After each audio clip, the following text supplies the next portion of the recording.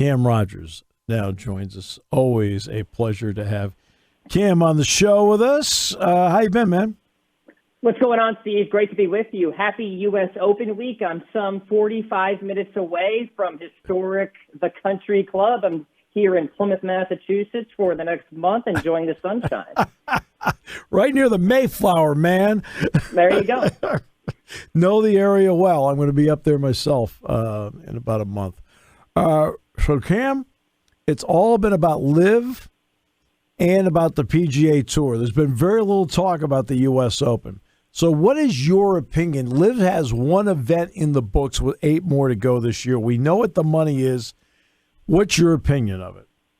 I think it's all so fascinating and also surreal because this has never happened in my lifetime of covering the game of golf, talking about a rival tour that is starting to cherry pick PGA Tour players over to this league. And what I find truly fascinating is we have this dichotomy now where you have one side of golfers who are choosing legacy and morals, and then you have the other side who are choosing basically their pocketbooks. And I am in no position to really criticize either direction. I understand both perspectives, if you will. On the one hand, you have Justin Thomas and Rory McIlroy and Jon Rahm, who prefer the best of the best. They prefer the heat of competition. They prefer the legacy that they will leave behind. And oh, by the way, they're playing great golf right now.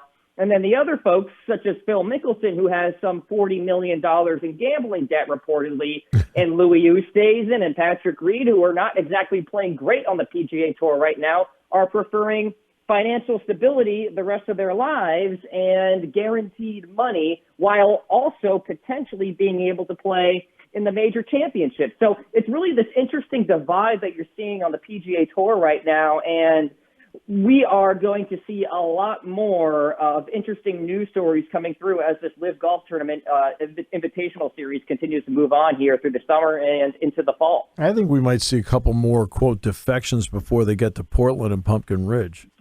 Agreed. Absolutely. And if we see more information about the major championships allowing LIV golf players to play, then you might see more defections, right? Because I think an important distinction for your listeners is that the PGA Tour does not run any of the 4 major championships. That's the USGA runs the U.S. Open. The R&A runs the British Open. Augusta National Golf Club runs the Masters. And then you have the PGA, not the PGA Tour, running the PGA Championship. So put that all together, and you could be, having these LIV golfers playing in the major championships while being suspended by the PGA Tour. It's a fascinating situation. Yeah, the one event they can't play in is the Ryder Cup, or President's Cup as well. People don't get as involved in the President's Cup as they do the Ryder Cup.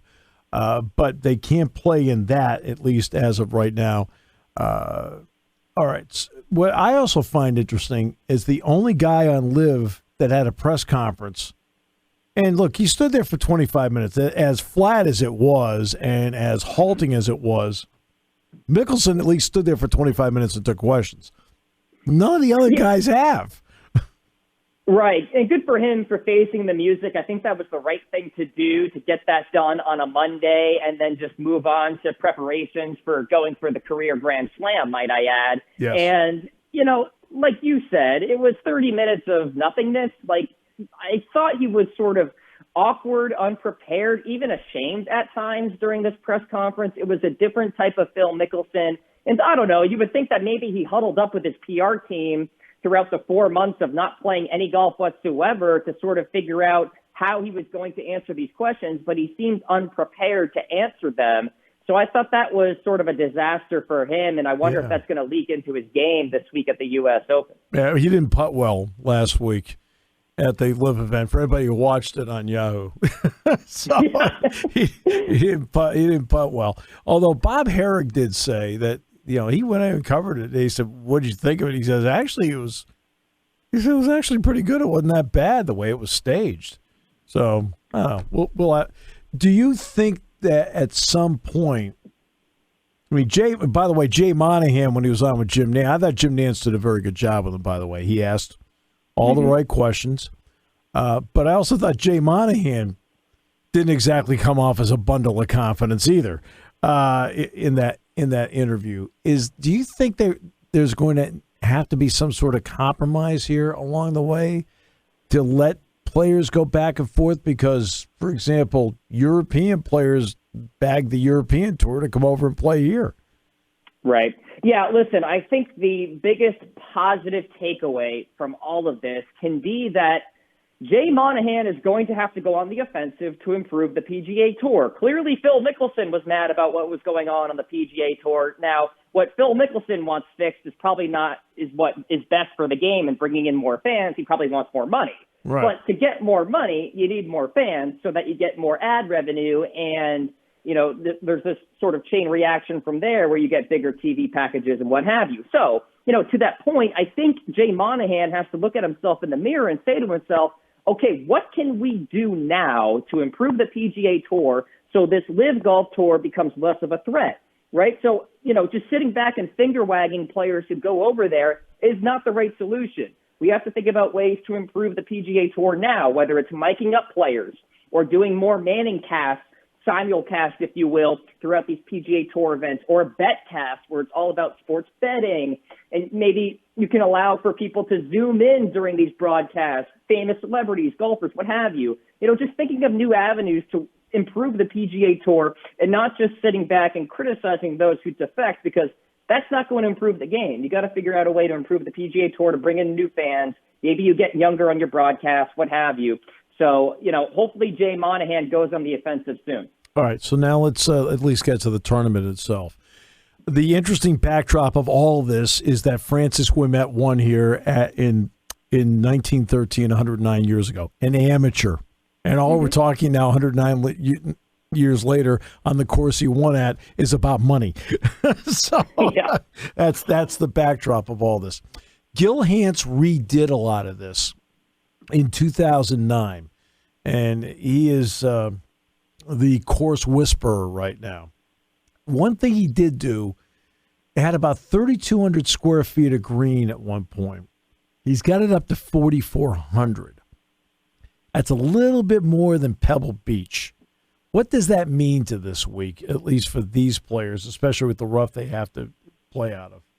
Yeah, it's all a relative game because, honestly, these are the second smallest greens in major championship history outside of one, Pebble Beach, right? So, yep. You better bring your ball striking, and if you don't, I think it's going to be an absolute scramble fest here at the Country Club. Not a big ballpark, by the way, 7,200 yards roughly, par 70. So this isn't like Torrey like last year or Winged Foot where Bryson basically bombed and gouged his way to victory. This is going to be a game of artistry, of creativity. And really, I think this is going to be a situation where everybody's going to miss greens, so everybody's going to be in the same bucket. Who are the best around the green players in this field who can scramble their way around? Jordan Spieth, Xander Schauffele, Tony Finau playing really, really well with his around the green game, Rory McIlroy coming off the win. So I think you're going to see really a mixture of different golfers at the top of the leaderboard come Sunday evening. All right. You mentioned several names right there. One name you didn't mention was Scottie Scheffler, who won the Masters and has had a really good year. Not so great of late. What do you think of his chances here? Yeah, he's actually outside my top 10 in terms of the power rankings here this week. And really, it's not necessarily an indictment on Scottie. I just think there's so much variability on the leaderboard in any major championship. So I think it's time for somebody else to sort of break through here. And my pick to win is Xander Schauffele, and we could talk about him later. But as far as Scottie Scheffler is concerned, I don't think he is going to finish inside the top 10, maybe finish T17, something like that. I don't think this is the greatest course for him. So I just think it's sheer variability at play here this week. And the talent pool of the PGA Tour is so deep now that, listen, it's totally understandable for Scottie Scheffler to finish top 20 and kind of move on to the next event. No, top 20 at the U.S. Open's pretty good last I checked. Right. All right, so let's get to the Olympic gold medalist, Xander Schauffele. What is it about his game that you think fits this place?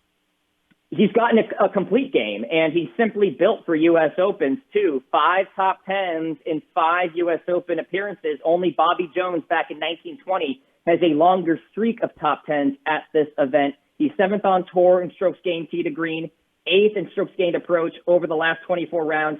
Here's a big one. The best sand player in this field. The big defense of this golf course is the bunkering around these greens. Yep. So Xander Schauffele, really great off the beach, top 10 in bogey avoidance as well. That's always useful at a U.S. Open. So he's got that game. It's time for him to break through. I think it happens this week. In fact, Cam, there's another element that when Gil Hanse redid this in 2009, they took out a lot of trees on this course.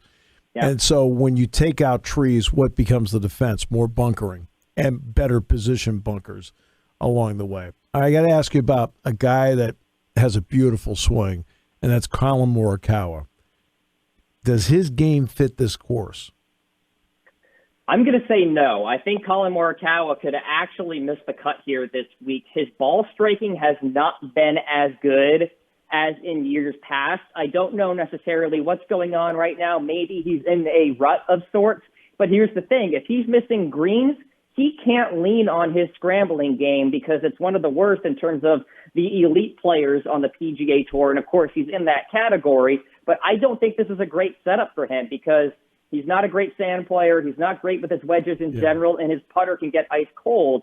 So for Collin Morikawa, I would prefer him at St. Andrews, already an Open champion in his own right. So maybe we would look for him there. But this week, I think he actually struggles. Well, he's a guy that normally plays right to left. And for some reason, and he can't explain it either, in the last month, for some reason, he's fading the ball. And he's like, and he doesn't know why. Like, okay, that's not a great sign. No, that's not a good sign when you don't know, right? And you're surrounded by a team, Cam. So give me four guys we need to look at. You already said Xander. Who else? Yeah, keep an eye on Sungjae Im. He's got a really balanced game right now. Number one in this field in scrambling. Number two in bogey avoidance. We've talked about Will Zalatoris on your program before. Yeah. Love him at major championships in general. He fits this mold here at the country club a lot, so keep an eye on Mr. Zalatoris.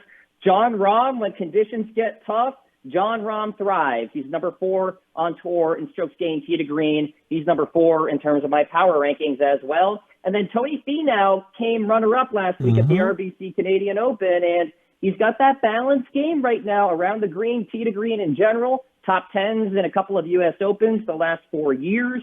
So Finau, Rahm, Will Zalatoris, Sungjae Im. All right. Cam Rogers, host of Lock It In, joining us from Plymouth, just a stone's throw away from Brookline. Cam, always a pleasure. Thanks so much. Thanks, Steve. Appreciate it. Enjoy the week.